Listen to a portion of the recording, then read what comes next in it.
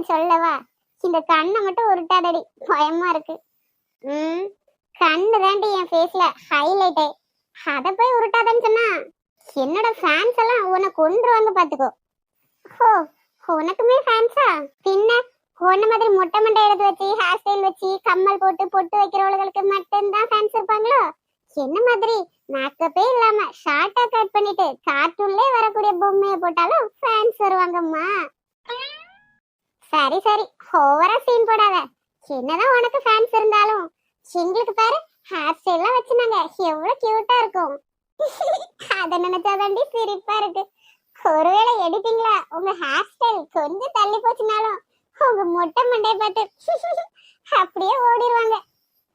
ஏய், பல்ல பல்ல காமிக்காத. அதுக்குதான் அட்மின் இருக்காங்களே, அவங்க அதெல்லாம் சரி பண்ணிப்பாங்க. யாரு? உன்னோட அட்மினா? நல்ல அட்மின். நைட்டு தூங்கி தூங்கி விழுந்துட்டு அப்படியே எடிட் பண்ணிட்டு இருக்கு.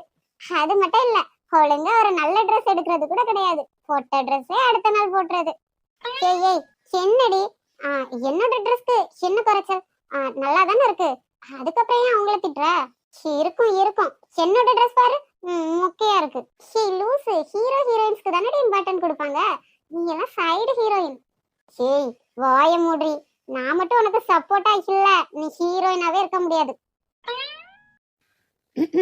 அங்க என்ன சத்தம்? அழகா போய் நடிச்சிட்டு வாங்கன்னு சூப்பரா மேக்கப்லாம் பண்ணி அனுப்பிவிட்டா என்ன பத்தி கலாச்சிட்டு இருக்கீங்களா? சௌமி மேடம், உங்களுக்கு சீனியர் மேல க்ரஷ் இல்ல, பேசாம பிரிச்சு விட்டுருவேன். அப்புறம் நித்யா நீங்க, உங்களுக்கு ஒரு லவ் ட்ராக் ஓடுதுல, அதுவும் இல்லாம பண்ணிடுவேன். அப்புறம் சிங்கிளா தான் இருக்கணும். ஒழுங்கா நடிச்சிட்டு கிளம்புங்க.